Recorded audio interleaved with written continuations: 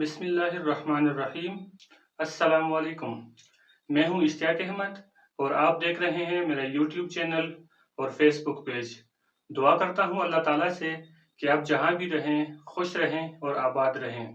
आज का हमारा लेक्चर है पोजोलॉजी के हवाले से। पोजोलॉजी पोजोलॉजी फार्माकोलॉजी की एक शाख है जिसमें हम दवाइयों की खुराक के मुतालिक बात करते हैं। आगे फिर है जी ड्रग। ड्रग कि दवाई किसे कहते हैं? ड्रग किसी भी मादा से मुराद जो बायोलॉजिकल फंक्शन पर केमिकल एक्शन के जरिए तब्दीली लाता है उसे हम ड्रग कहते हैं या दवाई कहते हैं। आगे हमारे पास है जी prodrug. Prodrug prodrug किसे कहते हैं? इससे मुराद ऐसे मुरक्कबात जो रूट ऑफ एडमिनिस्ट्रेशन पर एक फार्माकोलॉजिकल एजेंट बनने से पहले मेटाबॉलिक प्रोसेस से गुजरना जरूरी होता है, उसे प्रो ड्रग कहते हैं। आगे है जी प्लेसबो। आपको लिखता हूं ताकि आपको समझ आए। प्लेसबो प्लेसबो किसे कहते हैं? इससे मुराद एक गैर फाल मादा जो मरीजों की इलामती जरूरतों को पूरा करने के लिए दी जाती है। दवाइयों की कारकर्दगी का तयन और कंट्रोल शुदा दवाइयों मुतालियात में इस्तेमाल किया जाता है, उसे प्लेसबो कहते हैं। आगे जी हम चलते हैं डोज के हवाले से कि डोज क्या होती है। डोज खुराक की मिकदार। किसी भी फर्द की तरफ से ली जाने वाली दवाई की खुराक को हम डोज कहते हैं, जैसे 5 मिलीग्राम, 10 मिलीग्राम, 2 ड्रॉप्स, 5 ml, इस तरह के उसे डोज कहते हैं। आगे है जी डोजेज। डोजेज डोजेज किसे कहते हैं? किसी भी फर्द को दी जाने वाली दवाई की मिकदार फी यूनिट जिस्मानी वजन का तयन और साइज खुराक की तादाद का ज़ाब्ता है। आगे है जी type of doses. Type of doses. Type of doses के खुराक की कौन कौन सी अकसाम हैं? इसमें नंबर 1 पे हमारे पास आता है जी नंबर 1 थेराप्यूटिक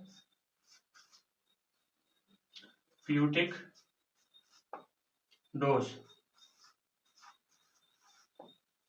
थेराप्यूटिक डोज इलाज की खुराक। एक बालिग के लिए इलाज के असर पैदा करने के लिए औसत खुराक को इलाज की खुराक या थेराप्यूटिक डोज कहते हैं। आगे है जी नंबर 2 पे loading dose. Loading dose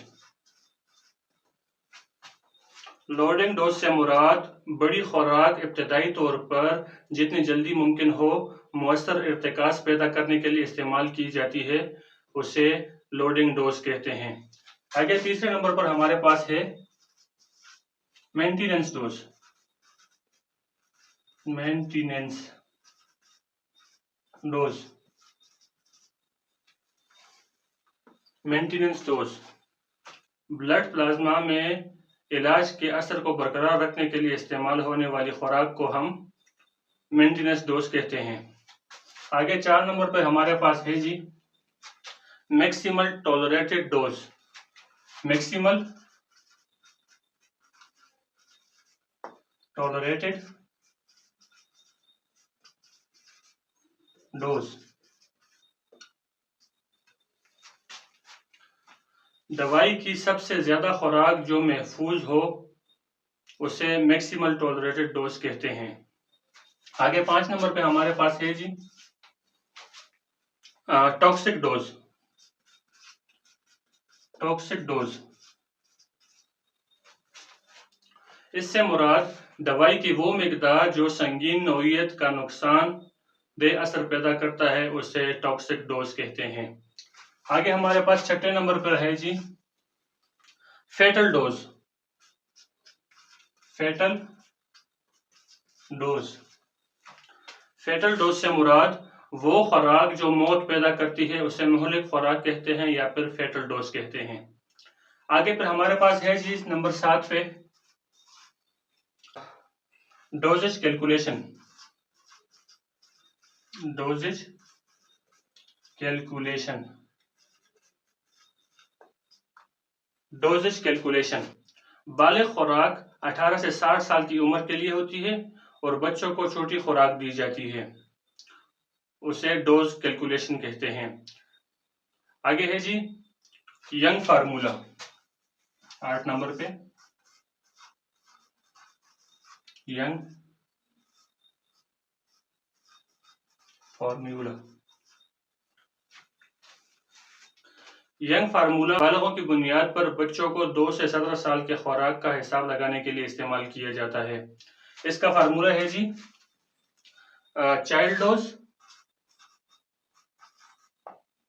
dose is equal to age in year into adult dose into adult dose, और इसको डिवाइड करेंगे हम एज इन ईयर प्लस 12। ये यंग फार्मूला है जिससे हम छोटे बच्चों की डोज को जो है वो कैलकुलेट करते हैं। आगे 9 नंबर पे हमारे पास है Clark formula. Number 9 Clark formula. Clark formula इस्तेमाल करके हम शीरख्वार बच्चों के खुराक का हिसाब लगाने के लिए इस्तेमाल करते हैं, और ये फार्मूला है जी infant dose is equal to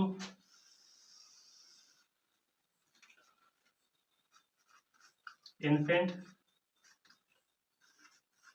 those in pounds into adult dose divided by 150। ये है क्लार्क फार्मूला। आगे चलते हैं factors modifying the action and dosage of drug. Factors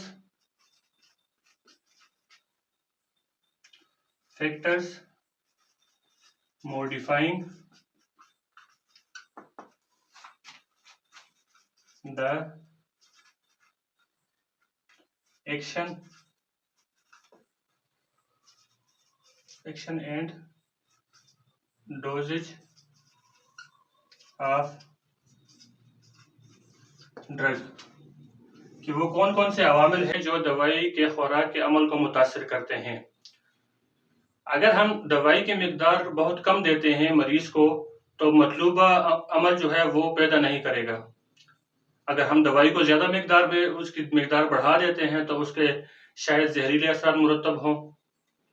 तो इस पे नंबर 1 पे हमारे पास आता है जी एज उम्र। खुराक 18 से 60 साल की उम्र के लिए होती है। बच्चों को हम छोटी खुराक देते हैं, जिस तरह कि हमने पहले पढ़ा कि जिस तरह बच्चों को खुराक जो छोटी उसको मकदार छोटी करके मतलब फार्मूला इस्तेमाल करके हम छोटी खुराक बनाते हैं, तो उसको लाज़िम बात है उसकी उम्र कम होती है, तो उस वजह से उसको खुराक को कम दी जाती है। आगे नंबर 2 पे हमारे पास है, ये 1 हो गया और ये 2 हो गया, बॉडी वेट।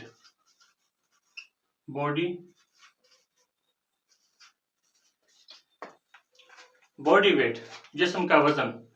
गैर मामूली जिस्मानी वजन के मुताबिक दवा को खुराक के मुनासिब तरीके से मरीज के वजन के मुताबिक एडजस्ट किया जाता है, उसे बॉडी वेट कहते हैं। नंबर 3 पे हमारे पास होती है जी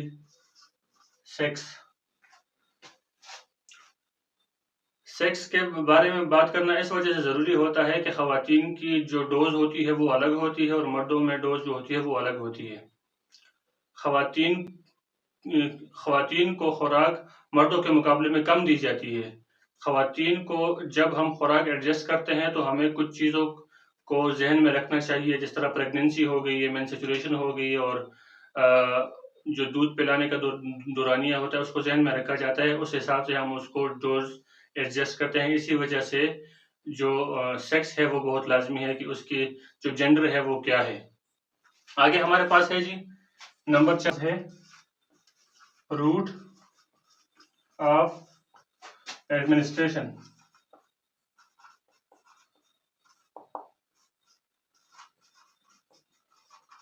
रूट ऑफ एडमिनिस्ट्रेशन कि दवाई हम किस जरिए से देते हैं, इंट्रामस्कुलर देते हैं, इंट्रावेनस देते हैं या ओरली देते हैं।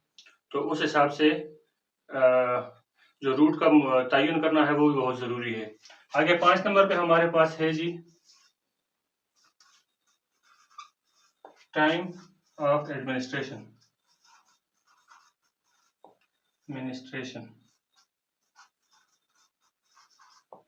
टाइम ऑफ एडमिनिस्ट्रेशन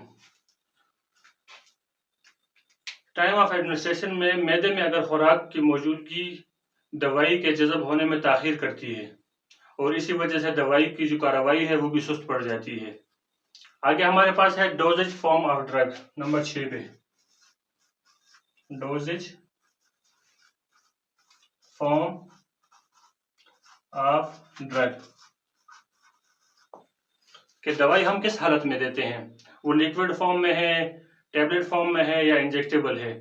अगर दवाई को हम इंट्रावेनसली देंगे तो उसका अमल तेज़ होगा, रैपिड होगा और वो जल्दी काम करेगी। बनिस्बत अगर हम उसको लिक्विड फॉर्म में जैसे कोई सिरप वगैरह देते हैं तो उसका अमल उससे थोड़ा कम होगा, क्योंकि वो टाइम लेगी, मेटाबोलाइज होगी, मैदे पे जाएगी। और अगर हम उसको टैबलेट फॉर्म में देते हैं तो वो लाजिमी बात है वो और भी ताख़ीर करेगी। आगे पर हमारे पास है जी नंबर 7 पे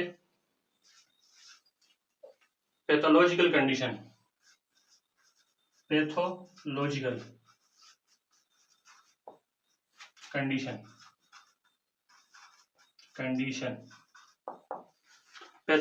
कंडीशन बाज़ मरीजों के जो जिगर होते हैं और गुर्दे होते हैं वो सही तरीके से काम नहीं करते, तो लाजमी बात है हम उनको खुराक कम देंगे ताकि उनके जिस्म में जो जहरीले असरात हैं उनसे बचा जा सके, उनको बचाया जा सके। आगे 8 नंबर पे हमारे पास है जी टॉलरेंस।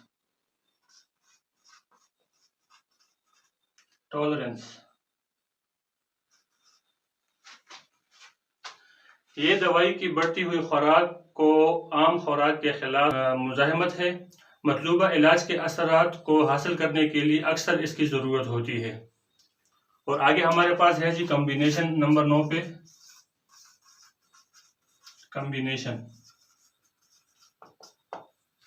कॉम्बिनेशन ऑफ ड्रग के दवाइयों का मजमुआ। जब 2 या 2 से ज़्यादा दवाइयों का मजमुआ एक साथ दिया जाएगा तो उसके असरात कभी बढ़ जाएंगे और कभी कम हो जाएंगे, तो इसको हम कॉम्बिनेशन ऑफ ड्रग कहते हैं। तो ये थी आज की हमारी वीडियो। उम्मीद है आपको पसंद आई हुई होगी। वीडियो अच्छी लगे तो लाइक, शेयर और सब्सक्राइब ज़रूर कीजिए। दुआओं में याद रखिएगा और अपना ढेर सारा ख्याल रखिएगा। अल्लाह हाफिज़।